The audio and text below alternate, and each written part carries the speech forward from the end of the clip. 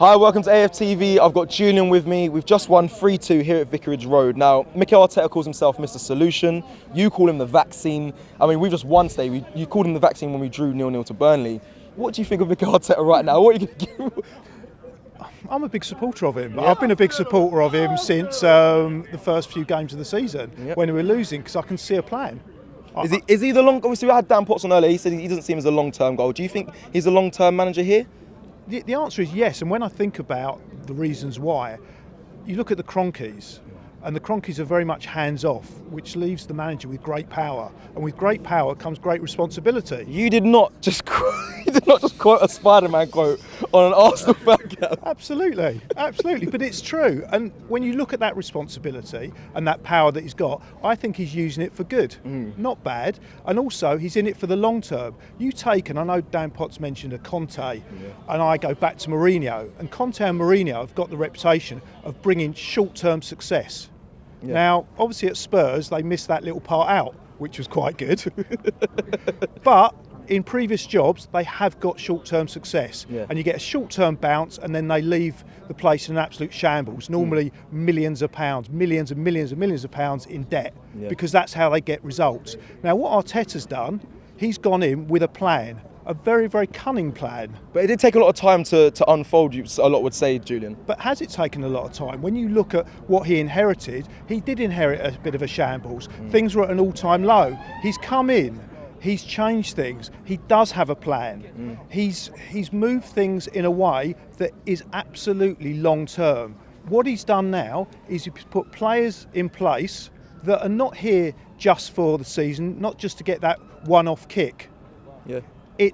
You look at the core of that side, look at the 6 players he put in. Those players should be good for up to 10 years, a whole decade. The way that they can play, they can gel together, so that team's going to improve. It's not about short-term solutions, it's about a long-term plan. And that's what I love most about the guy, because he's not just looking for his own self-interest, because quite often these managers come in, what do they get paid? They get paid to get those quick results. They want to get this long-term contract. Yeah. That's not what he's about. He's taken a real risk. Even look at the substitutions today. Yeah. He understood what he needs to do at the end. He took off a flair player, and then he's put on what we consider to be a bit of a workhorse. But that workhorse we needed, because we were 5 minutes to go, and we had to secure that result. Were you intrigued? Would you want to see more from the likes of Mikel Arteta make subs for Pepe? Because I thought he came on a bit late. He had a great game in the last performance, giving us a goal. Do you feel towards anything for Pepe at the moment? Do you think he's bleeding him in the right way, Mikel Arteta? Okay, for me, I just can't get my head round. I don't think Pepe's a bad player, but for me, he's similar to Perry Groves back in the day. And that's no disrespect to Perry. I thought Perry was a good squad player. Yeah. But the difference with Perry, and I know there's been inflation, hyperinflation, but Perry cost £50,000. Pepe cost 10 million with 63 million in someone's back pocket. So you're saying he's not worth the money that we spent, really, there, Julian? He's absolutely not worth that money. Something funny's gone on there.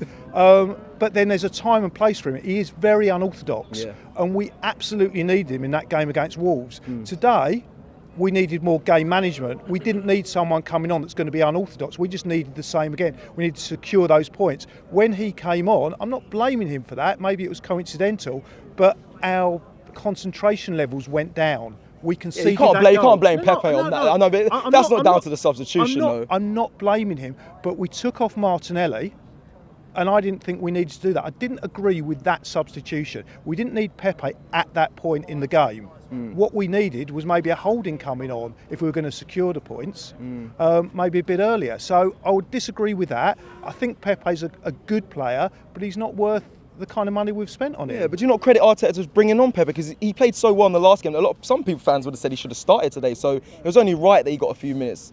No, this isn't a charity match. This is professional football. You don't just put someone on because they played well in the last game and let's keep them happy. Their wage packet at the end of the week should keep them happy. You pick the players for the game and for the occasion.